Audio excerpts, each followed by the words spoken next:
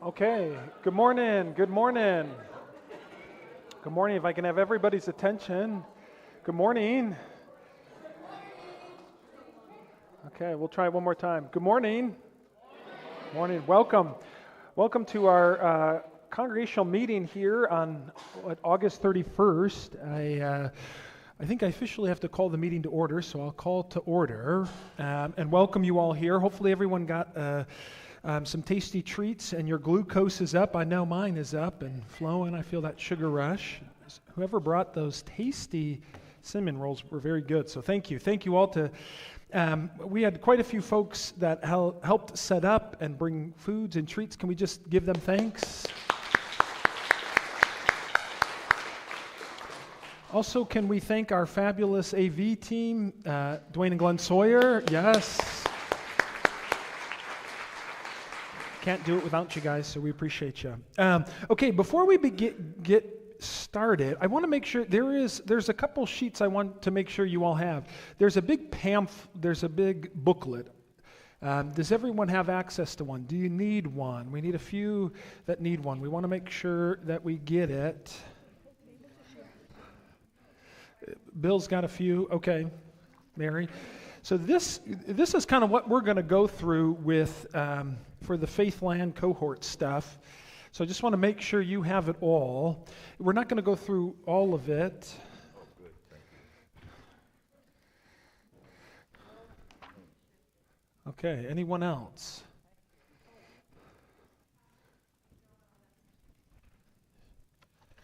For you, Denise, yes. Okay. There's also a sheet too on some bullet points. This is just a solo sheet, and that's on the Steel Lake conversation. So just make sure you have that. If you don't have either, let us know. We will be happy to get it to you. So before we get started, I want to just start with just a very quick meditation. I did this with the two Faithland cohort groups. And it was a little bit longer initially, but since we're short on time, but I just want to give us a little sacred pause to set our meeting and to just begin in sort of a prayerful way. So, just as we begin, I invite you to just take a deep breath. You feel free to close your eyes if you'd like to. You don't have to. Just take a deep breath. Let it out slowly. Allow your shoulders to relax. Take in another deep breath. Get those feet planted firmly on the ground. Feel the church floor beneath you, connected to the earth beneath you. We are here together in the presence of God. We're not rushing to answers. We're just gathering to listen and to talk, to notice, and to open ourselves up to God's vision for us. So come, Holy Spirit. Come, open our hearts and our minds this day.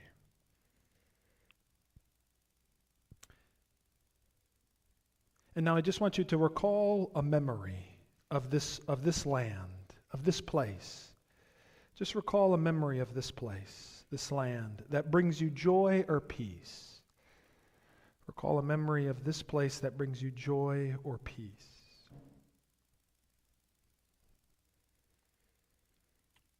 Was it a moment of worship?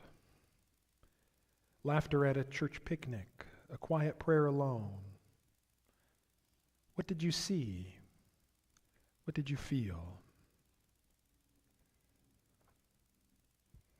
Let that moment of gratitude rise up in you.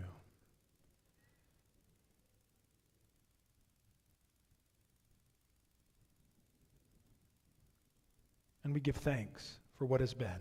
We give thanks for what has been.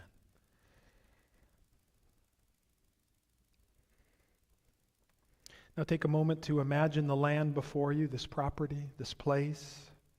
A sacred place, not as it is today, but as it could be. You are walking this place 5, 10, even 20 years from now.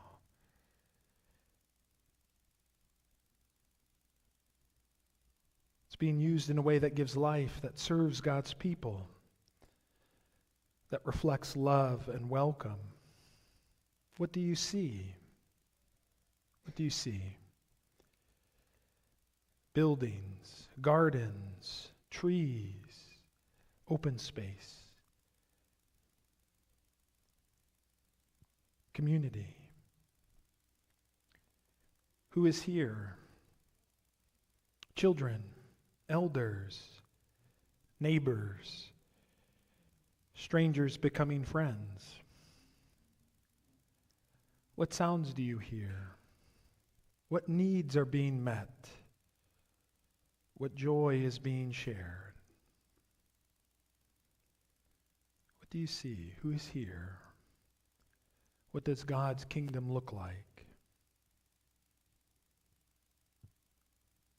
What does hope feel like?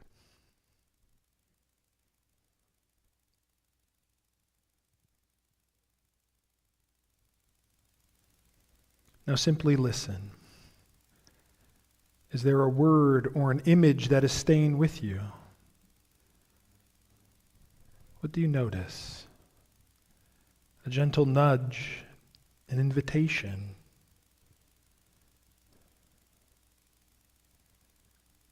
What lingers? What stays with you?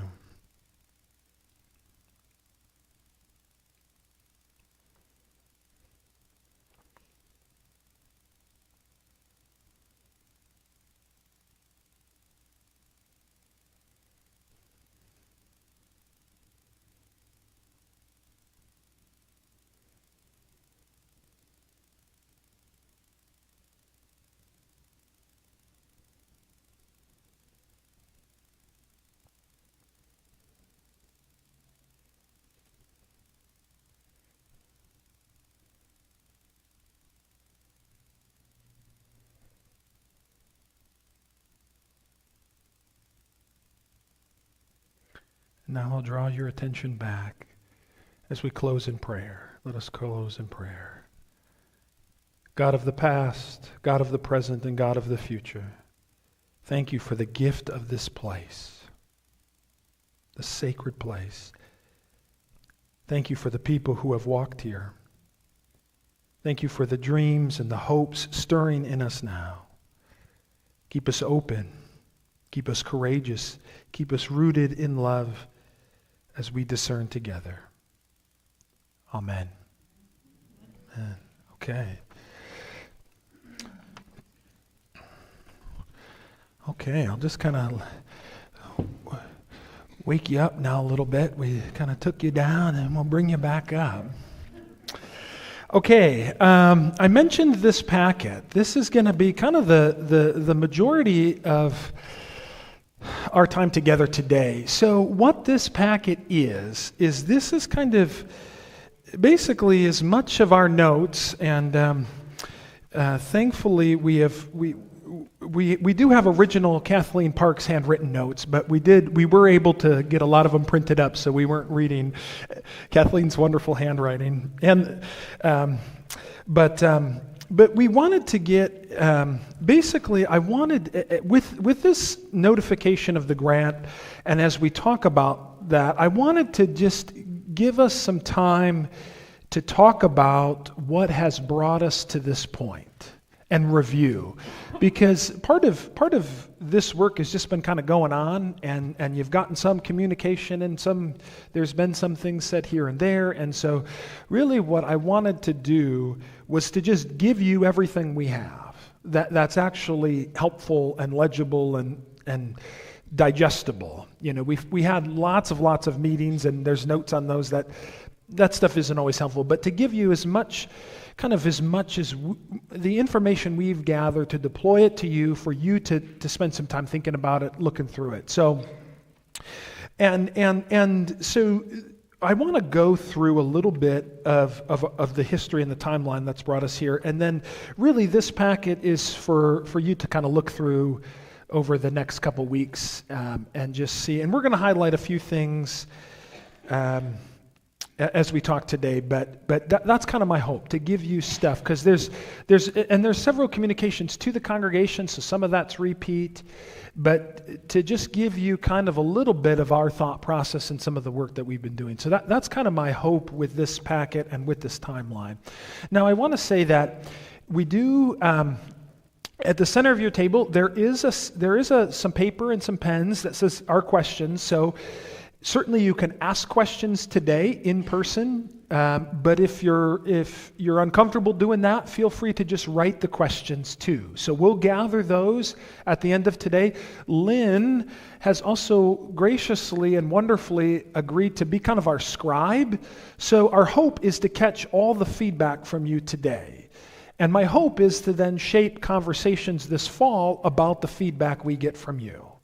So, because I know we're not going to be able to address everything today. There's going to be a lot of questions that don't have answers today, but our hope is that going forward, we'll be able to answer those questions. So does that make sense? So Lynn will be kind of jotting notes down for me, and I'll be able to kind of look at it, and the team, Faithland Cohort, will be able to look at it. We'll be able to kind of shape conversations based on those concerns and comments and questions. So feel free to ask away, but if you're more comfortable writing it, please feel encouraged to do so.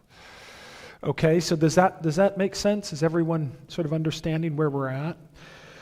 Okay, well then I'm going to direct your attention. I'm going to kind of walk us through this and hopefully add some more detail to just to give us kind of a starting point. So we started all the way back in January of 2024. That was when February of 2024, we had a new council, and Kathleen and I were talking about, and actually the previous council had suggested that we do some sort of book study, that council leadership do some sort of book study. And so I kind of came up with a couple ideas and put it to the council, and they voted to do the book entitled Gone for Good, which is a collection of essays about church property. And so council read that and was working through it, and questions were starting to come up.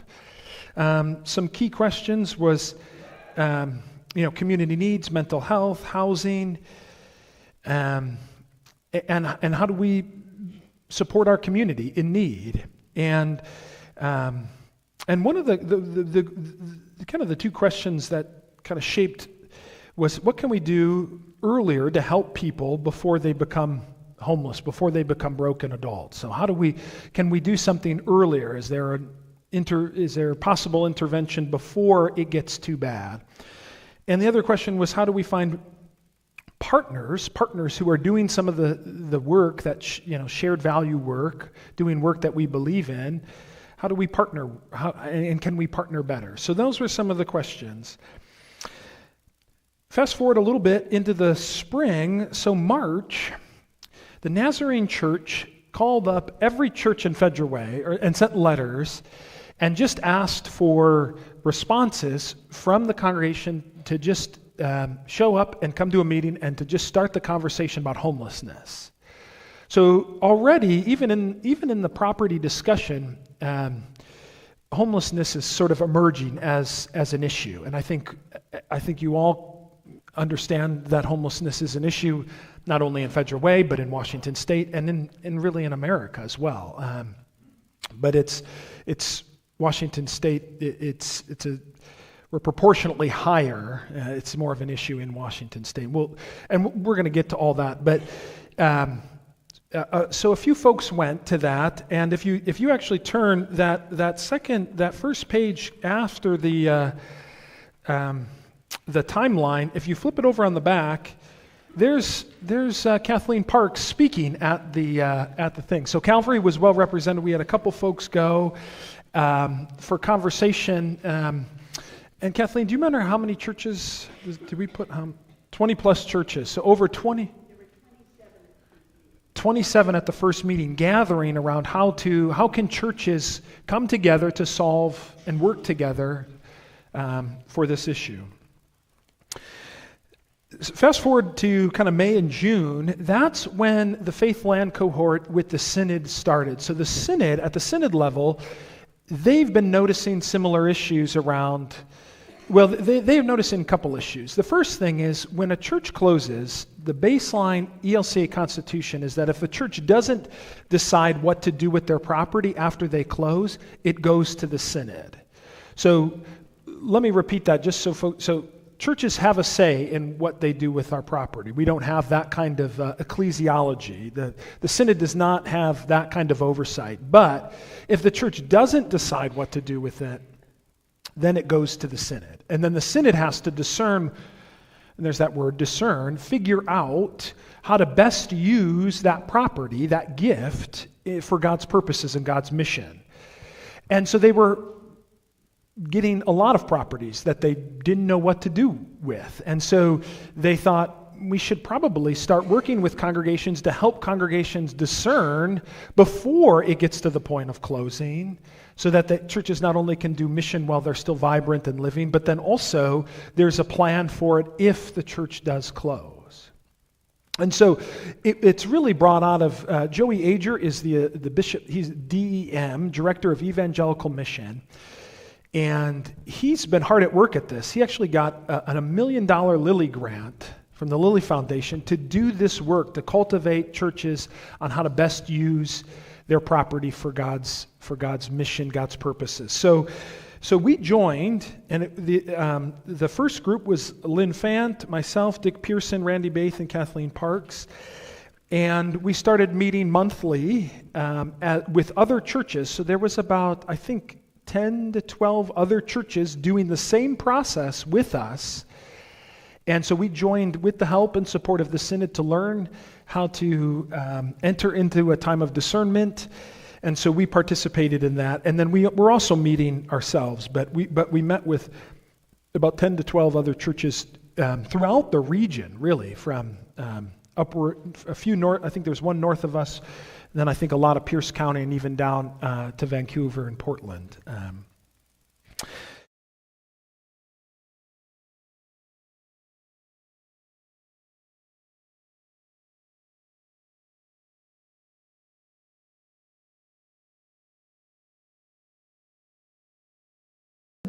One of the big takeaways, I think, for our group was, and the process itself, was communication, was having conversations not only within the congregation, but out in the community as well. So that meant talking to people like the city, other government organizations. It meant nonprofits, our actual neighbors, physical neighbors, but also the congregation as well. So that's one-on-one meetings. It's taking whatever meeting you can get. And so that process starts to unfold in the cohort at the synod level in that process. So Kathleen meets with Peggy Laporte, and they start. Peggy Laporte is the founder of Fusion, still on the board, right?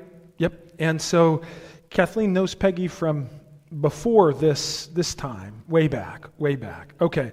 And so they just met, and then it kind of came up that homelessness is an issue. And so what is it, starting to dream? What is it, how could we partner? What are the needs? Those kind of conversations. We get into June, and that's where that leads to then a conversation with Fusion Board, David Harrison, the executive director. The council management team goes to the City of Federal Ways Planning Commission. And so you start to see, things start to move. So we were, the process is designed for us to get out and start talking to people. July, we actually had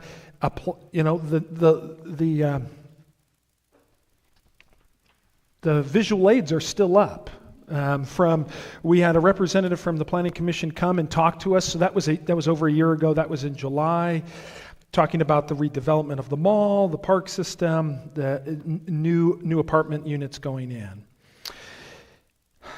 Then we start to move through the summer. The cohort begins talking one-on-one with members of the congregation. So we kind of divided it up. We tried to do it as randomly as possible. Some of you were talked to, some of you were not, and we just kind of went through and just assigned 5 members to each group, so they started making calls. In September, We hosted David Harrison, some of the Fusion board. We were hoping to have the YWCA. They were actually unable to attend, but that was a Sunday afternoon where we had conversation. Going into the fall, cohort 1 completes training and starts to kind of plan for the future. So we finished up our work at the synod level in that training, and now we were kind of, but still working within the congregations. Early 2025. So we welcome Adult Forum. We have David Harrison and State Senator Claire Wilson. David Harrison, from some of the conversations, knows Senator Claire Wilson and was, as we started talking, thought, why don't we see if we can get the state involved, see if the state can help fund or let's just see what they're open to, what they're amenable to. Well, Claire Wilson, Senator Wilson's pretty engaged and recommends applying for a grant to study youth homelessness and ways to address it. There's more conversation. The following, next week, we had Jay Edgerton. He's from Northwest Synod, and he was a little bit more, cautious with his approach, urged caution with us. Key point was choosing partners carefully. And then on the 19th of this last year, we had the Adult Forum roundtables for new ideas and questions around Calvary's mission and property use. We start to get into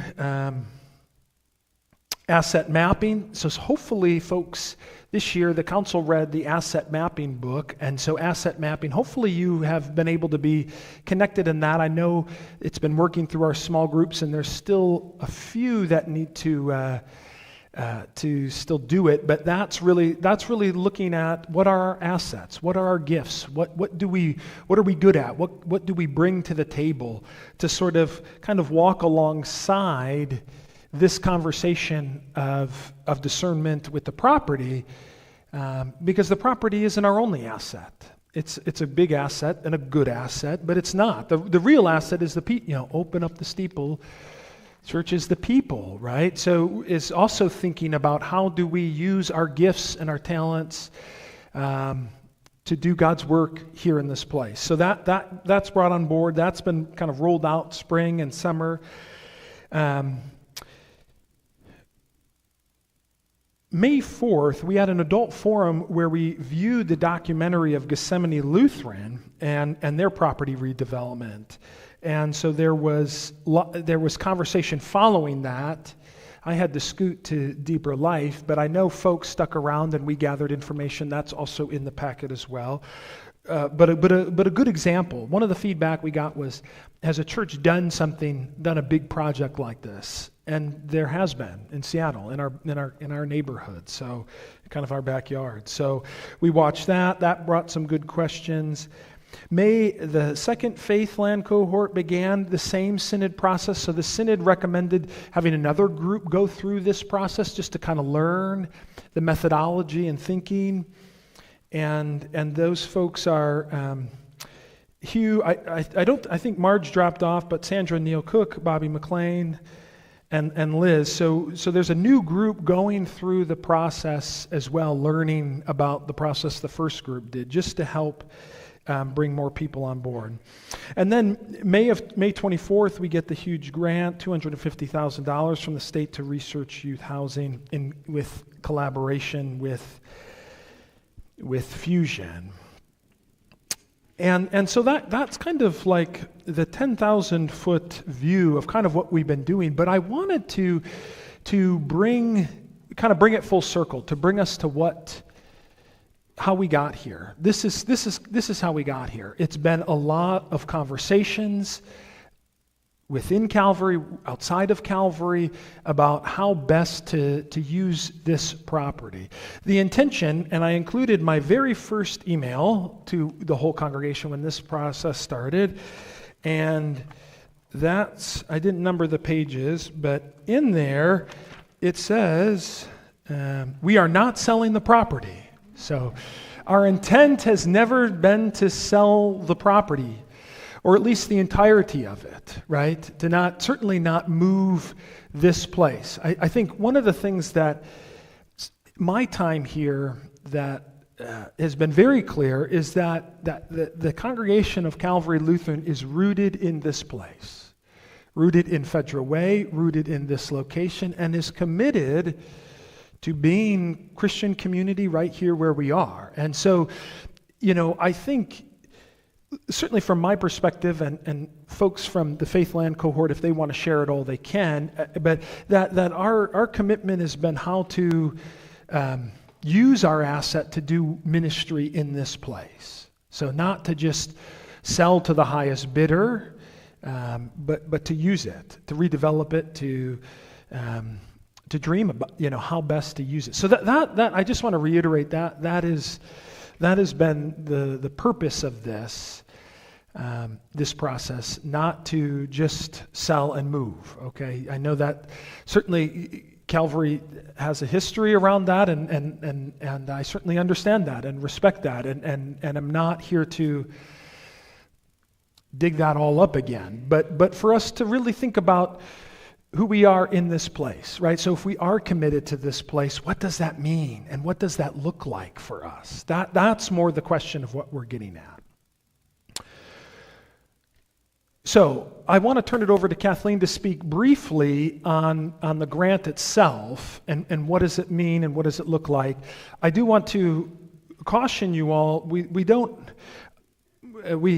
delayed in sort of sharing it, hoping to have more information available to you, but we still have limited information. So, but that's where questions, writing them or offering them up will help us make sure that we are guided by those. Kathleen?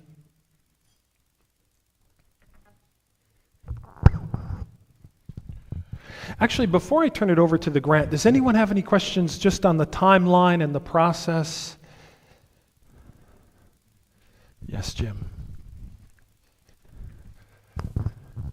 Why was the not selling the whole property taken out of the equation so quickly? Oh, man, Jim. Let's start with the easy ones. Well, what's that?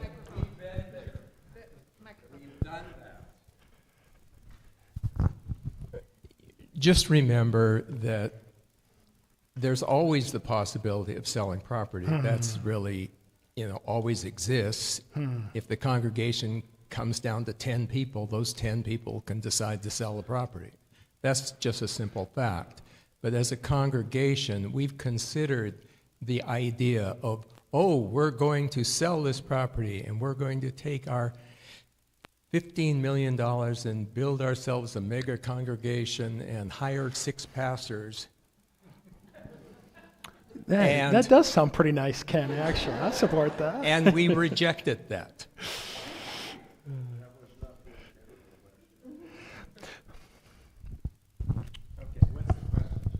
You said, what did you say, Jim? I didn't That was not the intent of the question. Let's assume that the congregation wants to take up housing youth, for example. It does not need to be done on this property. It can be done 3 or 4 blocks away. And that, if you're off the main area, it's a quite a bit cheaper piece of property. So why not sell this, and then we have more money to go that direction? Yeah, I think that's a fair point. I think the intent of this, the synod work was to do the work. I mean, to Ken's point that we can always sell the building and that a church can decline and things can happen and the congregation is no longer sustainable. The synod's work was for congregations that are still viable and have life and are sustainable, at least for the time being. To We do not have to meet in this location to be sustainable. Correct. Yes, that's correct. Extremely valuable piece of property. Correct. None of the, yes. But I think the hope, though, was to how do we use our current situation, how do we leverage that, for lack of a better word? What's that?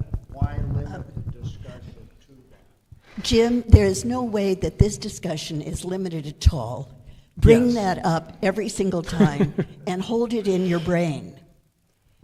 It's one of the things about discernment over decision making. That in discernment, we all pray hard, we all listen to the Spirit, and we listen to one another. So always hold in the back of your mind, if our ministry is to unhoused youth, what could we do if we sold this place and went all in on ministry to youth someplace else? And if our ministry is to be God's people in this place, what will that ministry look like? Why do we need this place? Because always, it isn't God's church has a mission. It's God's mission as a church. So where do we best do our mission? So Jim, raise that every single time because it's what's our mission going to be. Hold on. And just a follow-up point to that. I think it's a very fair point to just say, could we do more if we sold this and use the money towards that issue? Is that correct, kind of what you're saying? Pretty much, yeah. Yeah, and I think that's a very fair argument and a fair point. And to Kathleen's point, that hasn't been our focus, but I don't know if... but see, I don't even want to open this can of worms at this meeting here. I want to keep us on track. And honestly, Jim, it is my past with this church that has made me less willing to discuss moving, but it doesn't make it a bad topic. Well, and I think to Ken's point that, we have to hold the history, right? I mean, I think Ken that it has been tried. It doesn't mean that it can't be tried again, but that there is that history. And so, I think just from a pastor perspective to try to be gentle with that. Whichever is more important. Well, Stella. I guess I understand the question, but I also realize that at the time that took place, some of the members here were not members at that time. So there's a whole new group of people here who are trying to make the best decision for this place. I don't know if you guys know my history, but I have been involved where we've had to close a church and we've had to give the property back to the Senate. It isn't a pleasant situation, and I'm hoping that we can come to some kind of understanding as to where we want this church to go. We all know that we're older. We're not going to be here forever, so we need to help out whoever is left with the next decisions. Thank you, Stella. All right. We'll get to the grant, I promise. I opened it up, Kathleen. It seems to me that we have two broad alternatives. One is to... They can't hear you. It seems to me that we have two broad alternatives. One, we stay at this location as a church, and the other, this church goes out of business and something else is done with the funds and the facilities. No, I mean, I've been in corporate planning for years and years, and you have to start with something, two things or whatever they are, and go on. If you make it too complicated, too many alternatives, you'll never get through this. Thanks for the good cheer, Hugh.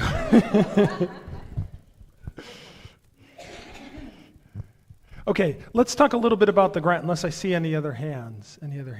Okay. I just had went to Spokane, where I'm from, and I brought you all back a picture to know that we are not alone in this. Whoops, that's my granddaughter, never mind. Every picture on my phone flips to my grandchildren. Okay, so this is the Roman Catholic Cathedral in the center of beautiful downtown Spokane. And if you can see that 15-story apartment building behind it, I looked there and said, that didn't used to be there, and it was a Sunday. So I go over and I say to the priest, what did you do with your parking lot? And he said, oh, we have such a housing crisis here in Spokane.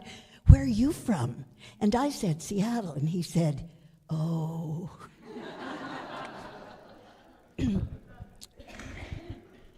So the question of why now, why homelessness, why Calvary, why Fusion, why youth, it's everywhere, it's everywhere. Senator Wilson suggested we get a grant to study youth housing, or basically youth unhousing in this area. Now, youth unhousing has gone back to, from my memory, the late 1990s. And Jan Olson, one of our beloved members, is taking high school students from Federal Way High School into her personal home because she's the counseling secretary, and they end up with kids in the counseling office who for some reason are unhoused and are trying to finish high school. In 2021, I retired the first time, and I end up on a committee with Mary Gates, who had just retired as the mayor of Federal Way, and she has gotten together representatives from 6 churches because we got a really bad youth unhoused problem in Federal Way, and Mary Gates is trying to make something happen. So I feel like I've been thinking about this for quite a while. This grant is the most concrete something that I've seen happen in however million years this has been. I thought at first when I say we, I mean Fusion. They wrote it, they sent it in, they put our name on it as somebody else who was interested. I thought it was just going to see how many unhoused kids have we got, what kind of stories do they come from, what's causing the problems, who else is it? I mean, I thought that's what we were doing. But when we got $258,000, it turned out that the state of Washington is hoping for a little bit more from us on this. They're hoping not only can we identify causes of the problem, sources of, because obviously this is a very complex issue for what's going wrong, they're hoping we can find some folks who will be allies and figure out some suggestions to do about it. Now that we recognize there's a problem, what could we possibly do? Now, the what could we possibly do is really open. We've got a lot of people out there who care. David Harrison from Fusion stood up here when he came to visit last year and said, would you allow us to build on your property? Would you allow us to make a single entrance building? Would you allow it to have offices on the first floor and housing above it? Would you? And I said what I always say, I don't know. I don't know. Is that the best way to do it? I don't know. Is it a good way to do it? I don't know. Who might know? Who might have answers to this? Who might have already tried it? Who's out there that's got an idea that's working for them? Who might we copy? I don't know. So many times over this last year, and obviously I got involved from being president of the council last year, people ask me, and my very best answer is, I don't know. But I love it that we're asking questions. So part of what you're going to look at in your packet is the questions people have asked. Now, we have found some answers to some questions, and I bet they're questions we don't even know we've got yet. Ken was bringing up to me, how about if we talk to the city of Federal Way? And he probably noticed my response because I have not had a great deal of luck going to the city of Federal Way and saying, listen, there's a problem with homeless. And Ken keeps saying to me, don't let that keep you from getting them involved. Darn it, this is a human problem. It's the city council, for goodness sakes. Keep talking to them, get them involved. We've got allies all over the place, I realized. Went to Larry Rhymesmith's funeral. Past president of the Washington Education Association's there. I'm looking at Leanne thinking, ooh, I bet those are some folks that have got some interest in this. Maybe they'd like to be an ally. There were some former members of the city council there. And I thought, oh my gosh, I actually know those people. I actually have their telephone numbers because I made them give me their business cards. I could talk to those people. All of this is just trying to gather information. And now the state of Washington is giving us some money to hire some experts, people who do research for nonprofits. So all of these questions we've got, all of the questions Fusion's got. I do realize that looking at this issue is not the only thing we got going. We're about to get 3,000 new housing units. I think Dick Pearson figured out for me one time we could have 10,000 new members. What do we need to do in ministry that would bring those people to the love of Christ that has brought all of us here, to this world of family that all of us benefit from? What would we need to do in the space we got here to bring those people in? And when I did one-on-one conversations with people, 4 out of the 5 people I talked to said, what are we going to do about the neighbors? I find that really hopeful. So this is not the only thing I'm thinking about. It's definitely, I'm thinking about this, but we got some other stuff going on. We're going to be 75 years old pretty soon here, almost as old as I am. And I think we ought to have a darn good party. We'll think about that. We have many things going on here. This is a one something. I know there's a lot of information here. Part of it the pastor put out of my frustration of people saying to me, I have never heard that. We have, honestly, the council has done the very best we know how to communicate with the congregation. I'm hoping that you will look through this and talk to other people because really, it is a very big conversation. Do you want to say, so the actual grant has gone through the Commerce Department, and we're waiting on actually receiving the grant. Yep. We do not have the grant paperwork in our hands. It goes from the state legislature who voted the money to the State Department of Commerce, and they write out all the legal stuff. It comes out in a packet, and at that point, we can hire experts to help us. And that's what we're waiting for.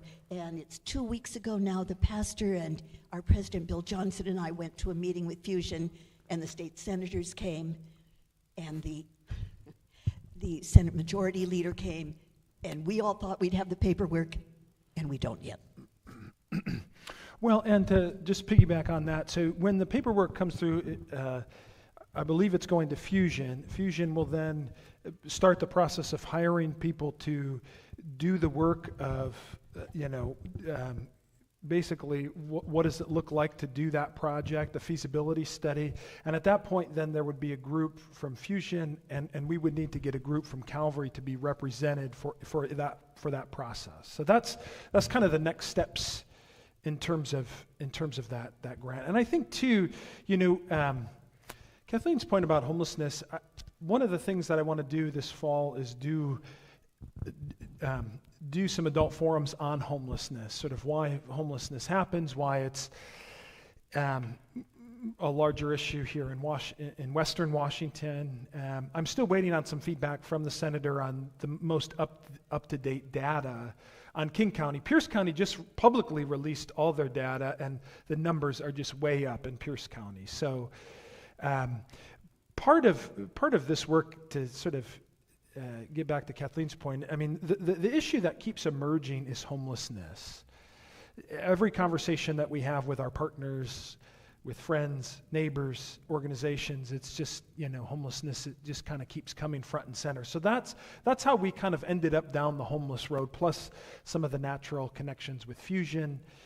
But also the state.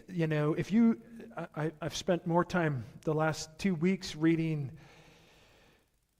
what's been happening in the legislature, what's their priority. I mean, they realize homelessness is an issue. They're ready to put some funds towards solving it. So, this really is about partnership. It's about partnering with the state, partnering with Fusion, and the other thing I want to say too is, I mean, at this point, Calvary's role is just the property. We're not going to have any role in the funding or in the actual programming. So the funding would come from the state, the programming would come from Fusion. Our role would we offer a piece of the property for the building of a facility. So that's kind of it in its most basic form. And I see a couple hands coming up. I don't have the mic.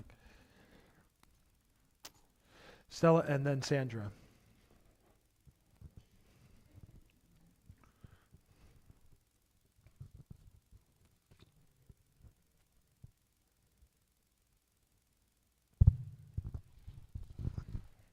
The grant is going to be a feasibility study.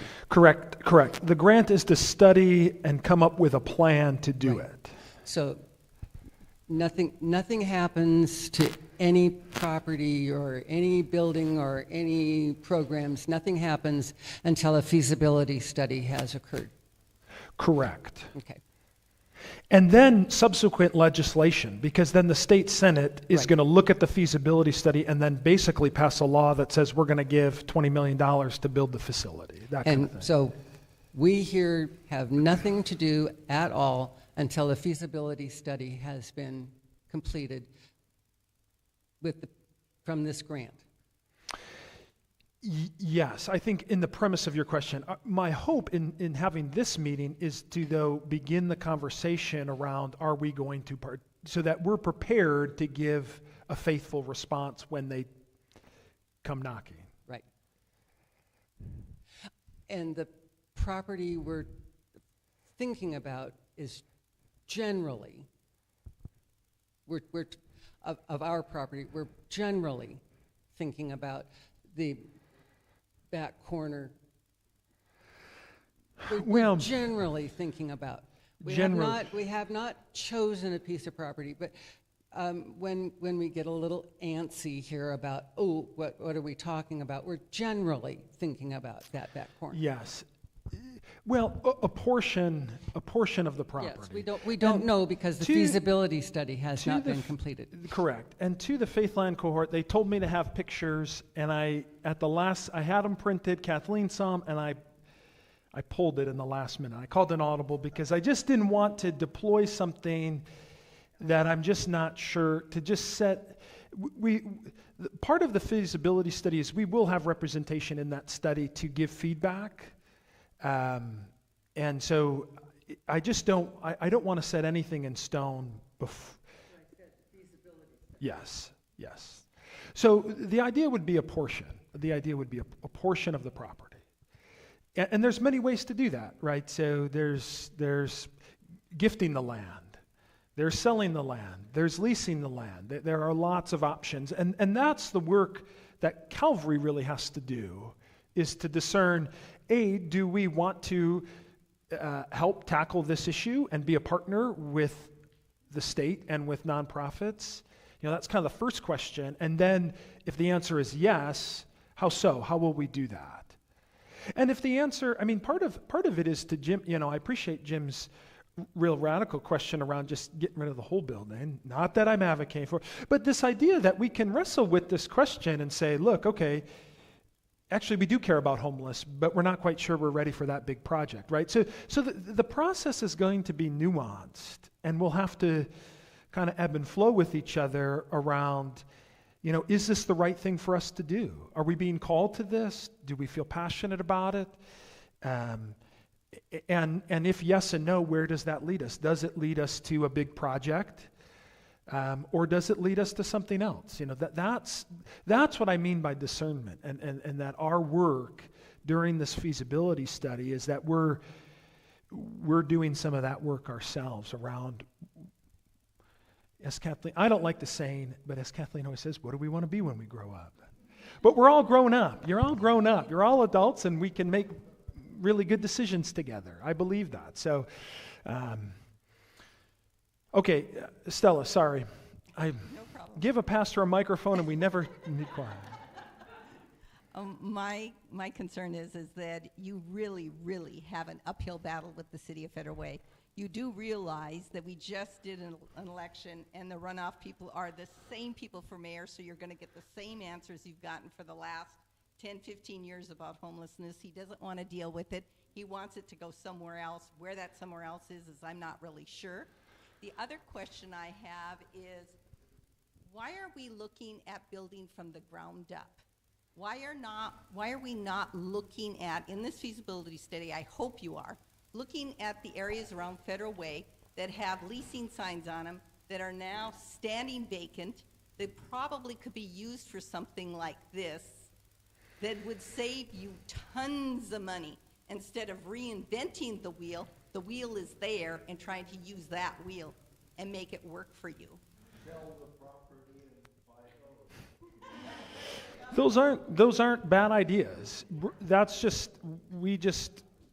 We're just Calvary Lutheran though, and so we don't have those properties, and we don't have any. But I mean, this gets back to the main, though I do want to get back, because this is about, so this process was about, and it gets back to Jim's point too, around why do we it's about using our property to do God's work in the world.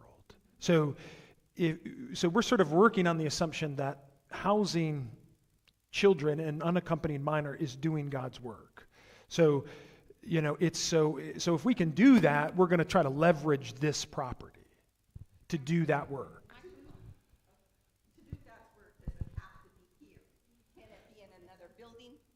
It can be somewhere else. No, we're not saying that. Yeah, but the point is, we have this property. We don't have other properties.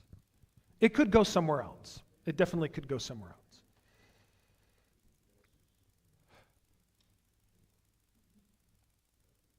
Any other thoughts, questions? Craig?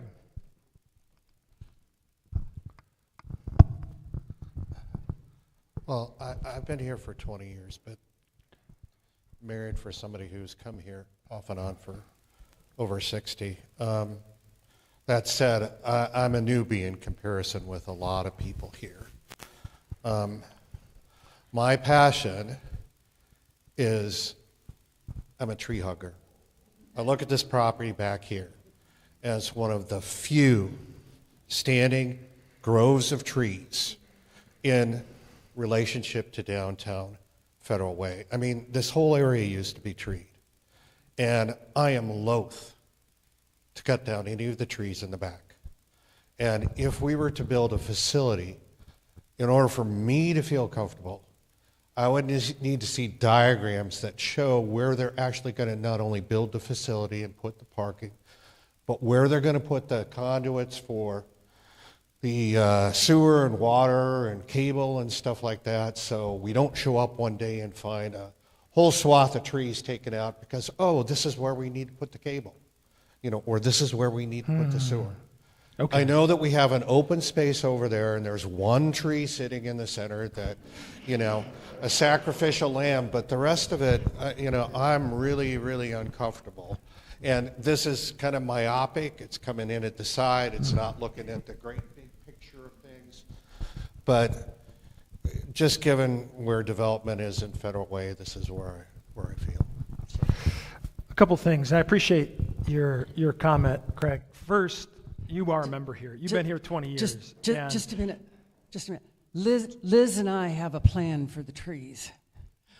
I'll unveil it now, Liz. We're going to put a labyrinth in it. Okay. That's one idea. And we're not even going to ask permission. We're just going to do it. Well, good luck. Good luck. That's definitely a creative take on it. Well, but I appreciate the vision and the dreaming and to be thinking about ways we can use it. But I want to say, Craig, I appreciate your viewpoint on the trees. I think we've gotten feedback on the trees. I don't think you're the only one that cares about that space and those trees and what that means. And so maybe it's a creative way to use it. But I also appreciate your point around, really in the process of the feasibility study, really wanting to see where stuff's going to go. I think that's a very fair concern and one that we'll take note of, and I think that can be lifted up in the feasibility study. So that you're right, even, with a big project like this, there's tons of steps, right? So, and we, I think the one thing that the Faith Land Court and the Synod talked about is getting through half the steps and then stalling out. So, that's kind of worst case scenario, right? We knock down all the trees to put in the sewer line, but then we don't end up with the building, right? So I think that's a very fair and good point. Yes, Phil. I'm just wondering when we're going to talk about this last page we have here, and how is our relationships with Steel Lake Presbyterian fit into this whole thing? Well, Phil, we got to let people get their thoughts out here. You're rushing it. We'll get there in a minute, but I think they can play a part in it, we'll get there. Hold that thought. We'll come back to you.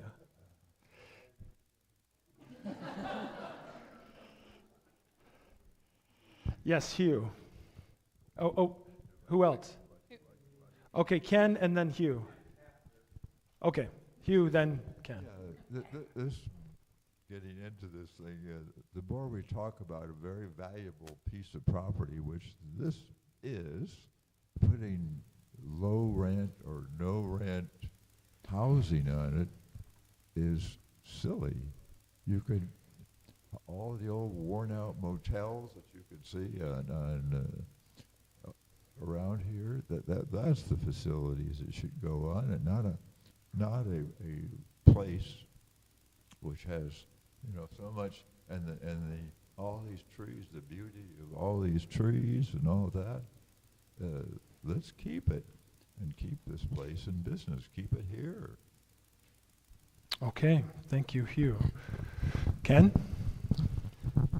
I just wanted to make a couple comments. One is that I think you're underestimating how much input the congregation can have on this process, how much influence, because, as you pointed out, we have a very valuable piece of property.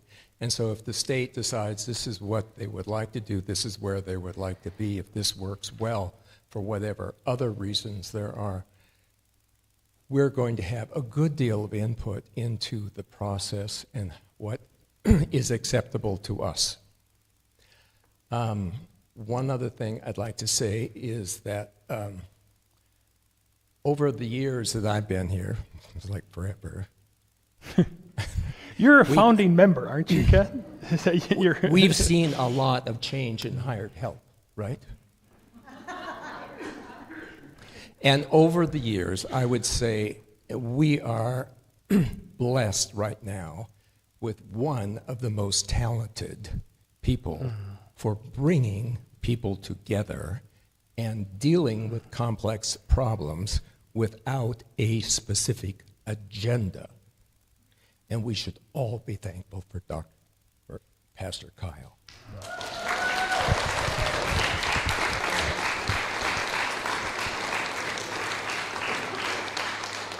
He's blushing.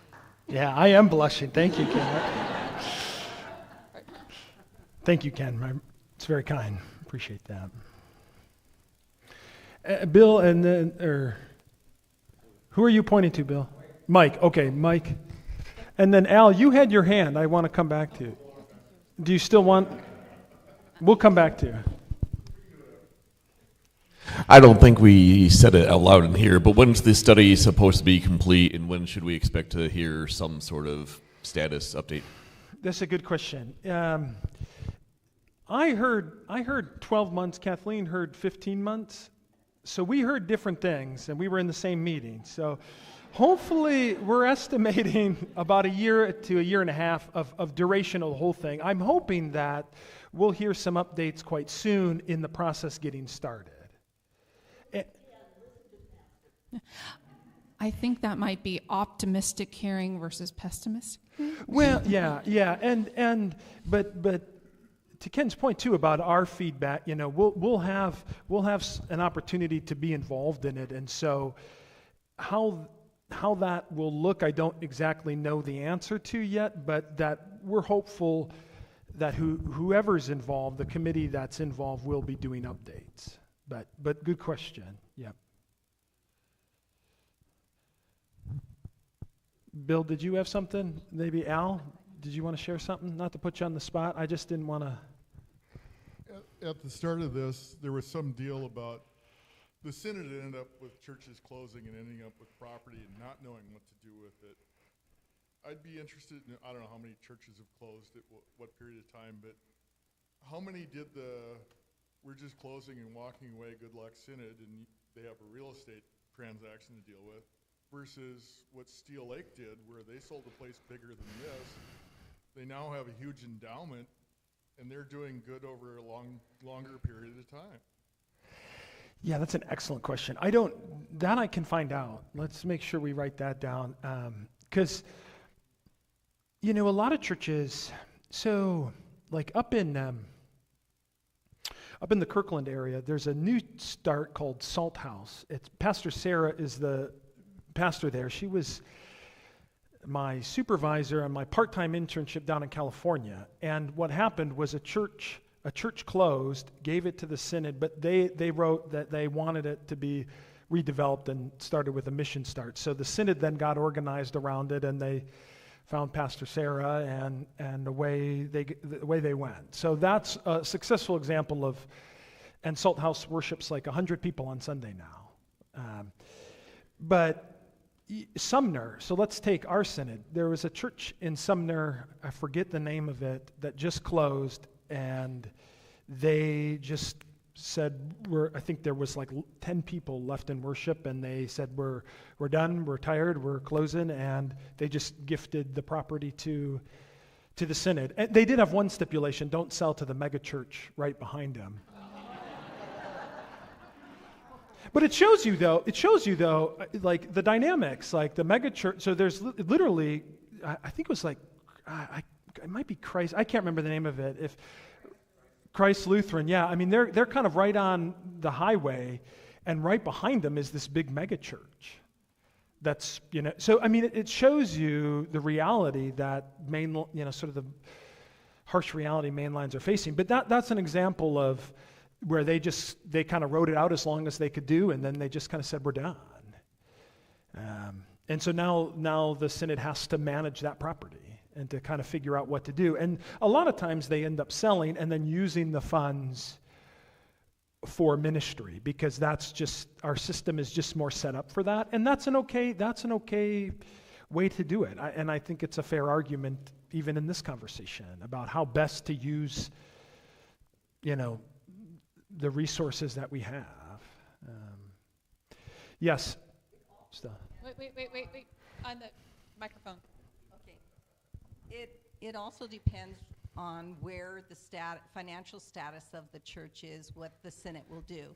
I know in the situation that I was involved in, there was still a mortgage on that facility. So basically, the Senate took over that mortgage, and then they facilitated another church to be in that building. But it just depends on financially where that church is at the time of closure too. And sort of the health and vitality, leadership. I mean, you're right. There are factors that go into it, for sure. Okay, any other thoughts? Because I do, to Phil's point, I don't want to lose Phil to brunch here. He wants to get to Steel Lake. I'm just teasing you, Phil.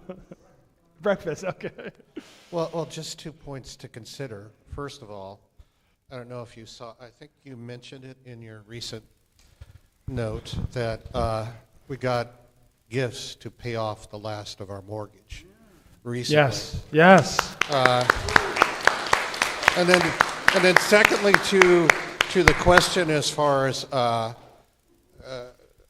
congregations closing, when Jay Edgerton was here, from the real estate person from the Northwest Synod helping with congregations in transition, he pointed out that there is at least one parish that they have no idea what to do with the property because it's in a rural setting and there are no bidders. He pointed out to us that because we're next to I-5 and on the thoroughfare and Federal Way, that it's the world. We could do almost anything here. That there's lots and lots of people who would be interested in possibilities. So just wanted to bring up those 2 points. Thank you, Craig. Yeah, and that goes back to some of the asset mapping. Location is, location is huge. I mean, and so that there is an argument about, is there another location that's better for this? But we have I-5. I saw December, the light rail will start December 9th. Is that right? I saw that? 6th, okay. So light rail, we're right near several grocery stores, so transportation, food. But any other thoughts? This conversation now begins. It's ongoing, and so my hope is that this isn't the last time we'll meet again, but that we'll be engaging one another in this conversation and in this process. Because I do want to take a few minutes to talk about Steel Lake. So if there's any other burning questions, anyone on the property stuff? Anything else? Write them. Thank you. Yes, just write them down if it comes. You can always email too. You can always email me too if something comes up later. Okay, I want to shift to Steel Lake because that is another component. As Phil was kind of alluding to, does this fit into our work and ministry in Federal Way? And I think it sort of does. I've been working on this, so let me just say this. Let me back up. So, as I said in my letter, Pastor Will and Pastor Colleen, the 2 pastors at Steel Lake, they retired in March. Pastor Edie is the new interim pastor at Steel Lake. And so in their transition, and the work that Edie's doing in their transition is they're having similar questions around, who are we? What's our mission? What are we called to? Are we sustainable? And so just having a chance to get to know her a little bit, it was like, hey, what can we do together? And I will say that I tried, I extended the olive branch with Pastor Will and Colleen several times, and they were kind of doing their own thing, and that's okay. But I've always thought there was real potential for us to do some stuff together, just even if it's just fellowship stuff. But she approached me and just was kind of wondering what more we could do together. And so we just started having informal conversations around what this could look like. And it came to a point where I said, we got to stop talking because we're getting farther down the road without our people. So really what I wanted to do was to just share that there's potential to partner with them. Now, partner is a broad sense in that I think we just need to sort of explore what it would be like to do some things together. And I really want to leave it open-ended because and maybe this isn't the best analogy, but I kind of see it's kind of like dating. I feel like we kind of got to feel each other out a little bit. It's a little bit of a courtship, We're Lutheran, they're Presbyterian. Can we do the same dance? I mean, I'm being playful, but this idea of is it a good fit? Is it a good match? Is there potential for a good partnership? Any relationship needs trust and respect. So can we build some trust? Can we build some respect and kind of see where it goes? And so the initial where Edie and I left it with their council's called session. So their session is leadership, council is our leadership. We took it to those respective leadership boards, and just this idea that we would try some things together. It might like combined worship, some fellowship, maybe some service, and start there and see if maybe we're connecting the dots. Because from what I've heard from Edie is that, man, they're really committed to Federal Way. They don't want to leave Federal Way. They use a lot of their ministry, even when here, has been to Federal Way, to some of the long-term care facilities, having worship and Bible study at those places, and then they give a ton of money away to the community. So I sense that they're aligned with us in being rooted in Federal Way and being committed to serving the community. And I think that's, so to Phil's point around, does this connect? I think there is a potential for some connection around,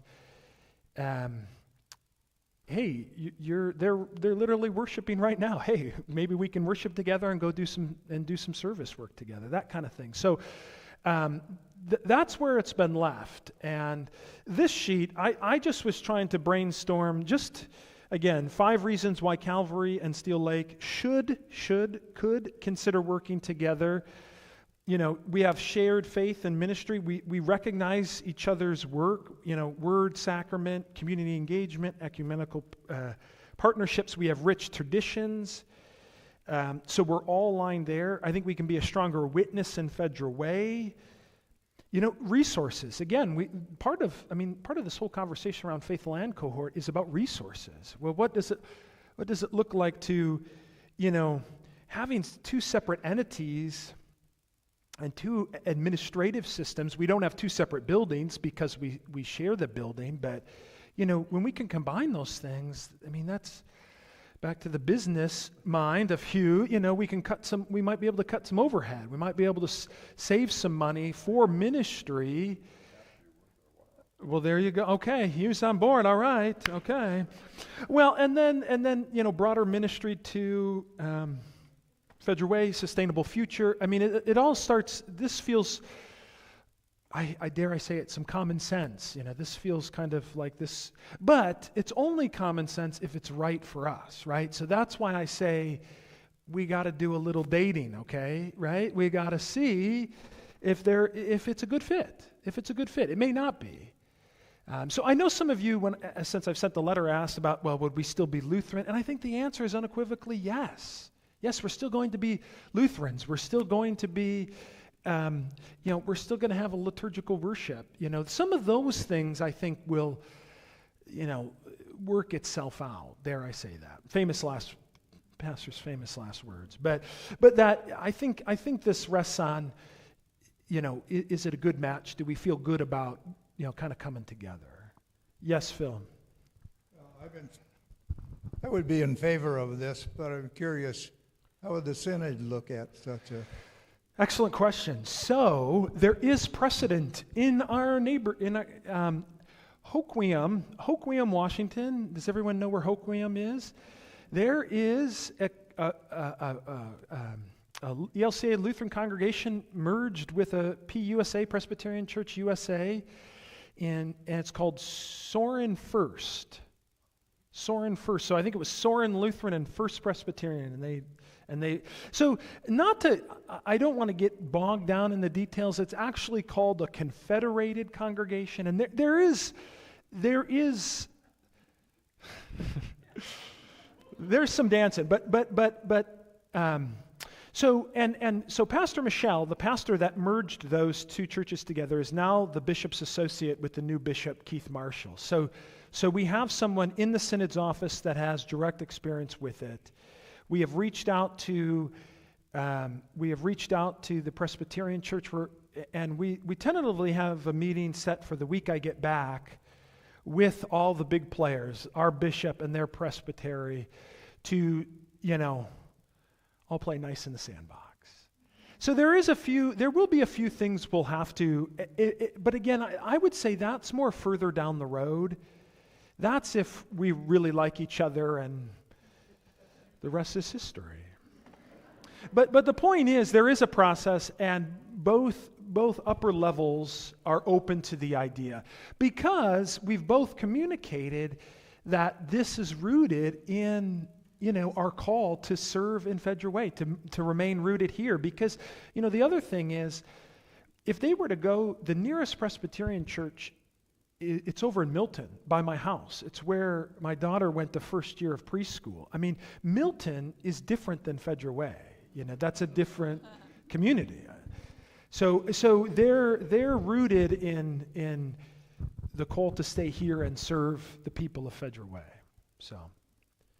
So the Synod and the Presbyterians hierarchy, those represent the parents in this dating idea? That's not a bad analogy. Who gives the shovel talk? Pastor Kyle, I just want to remind you, in Michigan, we saw a lot of that. Presbyterian and ELCA connection. Yeah. Do you recall? Maybe. Yes. Yeah. No, I do. There is precedent, to your point. So we have it in our own. It's not common yet, but I think the Seattle presbyter is their head honcho, for lack of a better word, and our bishop. I think both recognize that the future of mainline churches is collaboration, working together, that the viability and sustainability. Because, just sort of stepping back from the nuance of church stuff, is you basically have two church. It's like they're here. Like, why they're literally already here? Why would we not do stuff together? What do we? Is the need for two separate entities still there? So that's the question. And I think just looking at it, stepping back from it, it makes a lot of sense to do it. Okay, I'm talking a lot. Any other questions?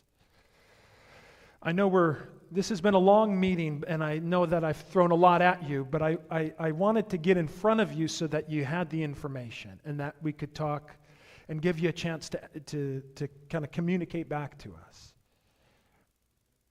Okay, we got thumbs up from Bill. Any other thoughts, any other questions? So let me leave the last thing about Steel Lake. We really want to get, Pastor Edie called it a dream team, which I love play on words, like the 92 Olympics, Michael Jordan dream team. So we want all stars, but we want people who can dream. So our hope is to get kind of two groups, get a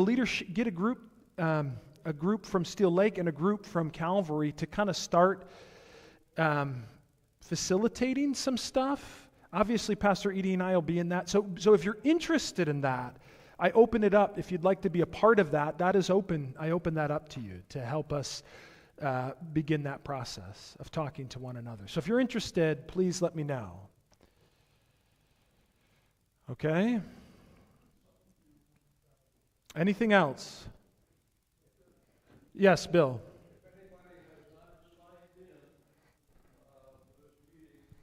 Would you do it on the way out? Please sign in for the meeting if you haven't. Okay. This meeting is adjourned. Go in peace.